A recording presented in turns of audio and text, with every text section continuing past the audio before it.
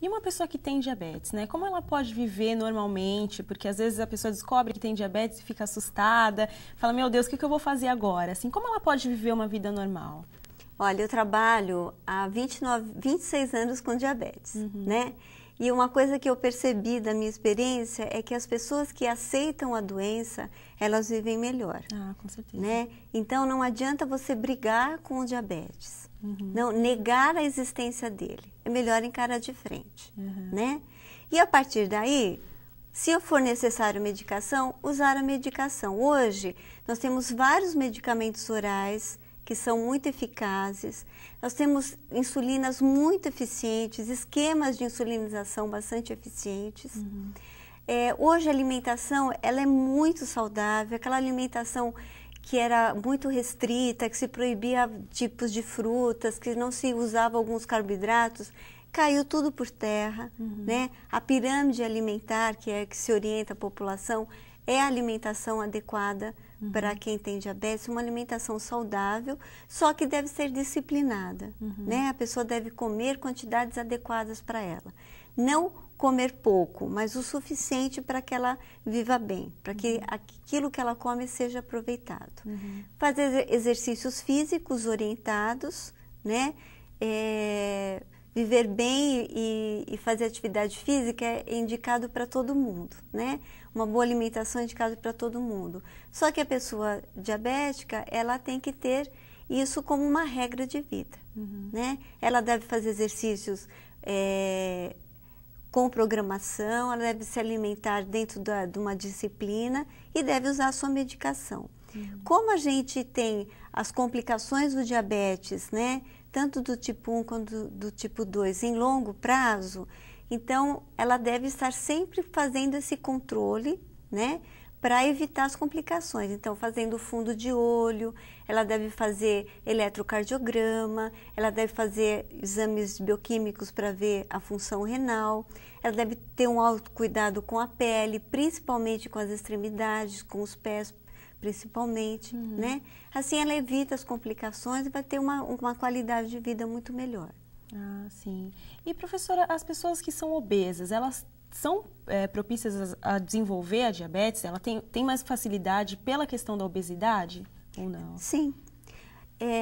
Para desenvolver o diabetes tipo 2, que é aquele diabetes mais no adulto, né? Então, a gordura, ela já é um fator de resistência à insulina. O que quer dizer isso? Quando eu disse para você que a gente tem insulina, mas a insulina não consegue entrar dentro da célula, isso é o processo da resistência à insulina. Porque funciona mais ou menos assim, de uma forma bastante simples. Vamos dizer que a insulina tem a chave para abrir a porta da célula, né? Sem insulina, o açúcar não entra lá dentro. Só que na resistência à insulina, você vai ter uma alteração na membrana da célula que não vai conseguir captar a insulina, né? E aí, o tecido gorduroso, ele já é um tecido naturalmente mais resistente à ação da insulina, diferente do músculo. O músculo, ele capta muito mais insulina, às vezes sem a presença de insulina, né? Por isso também que o exercício é indicado para o controle e para a prevenção do diabetes. Então, a obesidade é um fator desencadeante, talvez o fator mais importante para desencadear o diabetes tipo 2.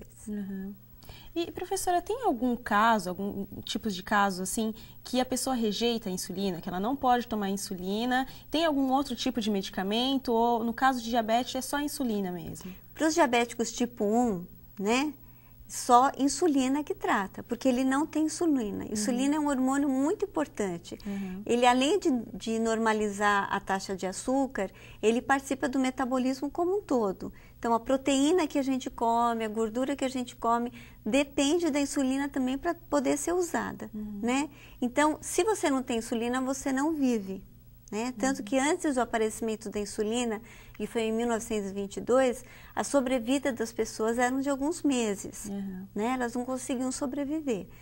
Graças à insulina, as pessoas vivem muitos anos. Né? Sem insulina não dá para viver. Hoje, a gente não tem mais problemas em relação à insulina. Por quê? Antigamente, até a década de 90, a insulina ela era uma insulina vinda do porco ou do boi, né? E às vezes a pessoa apresentava alguma alergia mesmo. E a gente tinha muito problema. A insulina suína, ela proporcionava menos alergia, mas alguns indivíduos tinham alergia à suína também, porque a insulina do porco é muito mais semelhante à nossa do que a do porco, do boi, né? A partir da década de 90, através da engenharia genética, a insulina é produzida exatamente como a nossa insulina humana. É uma insulina que a gente chama humanizada. Então, bactérias que produzem a insulina muito, muito semelhante à nossa. Então, a partir daí, não se teve mais problema, tá? Não existe rejeição à insulina. Mesmo os diabéticos tipo 2, muitas vezes, eles precisam usar a insulina junto com o antidiabético oral.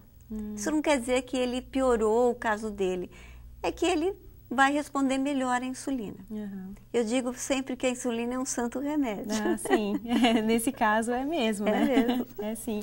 E professora, a gente comentou aqui que o exercício físico ele é muito importante, né? Um exercício físico para o diabético. E tem algum exercício físico que não é recomendado para o diabético? Olha, não existe exercícios não recomendados, né? De uma forma geral, eles devem fazer exercícios aeróbios e anaeróbios, né? Então, por exemplo, fazer musculação não ajuda a baixar a glicemia na hora, mas ela melhora a massa muscular. Se eu tenho mais massa muscular, eu posso utilizar melhor a insulina que eu tenho ou aquela que eu apliquei, né? E o exercício aeróbio, ele faz baixar a glicemia, porque ele faz você utilizar mais o açúcar que está circulando no sangue. O que os educadores físicos recomendam é que a pessoa não faça exercício aleatoriamente.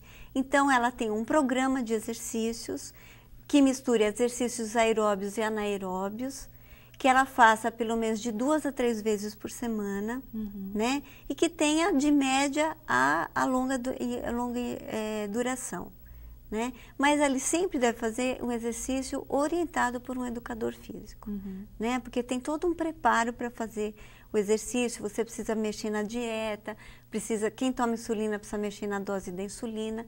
Então, não deve se fazer aleatoriamente. Mas toda pessoa diabética, se ela tiver condições, ela deve fazer. Tá certo. Então, professora, muito obrigada pela sua presença. Obrigada a vocês.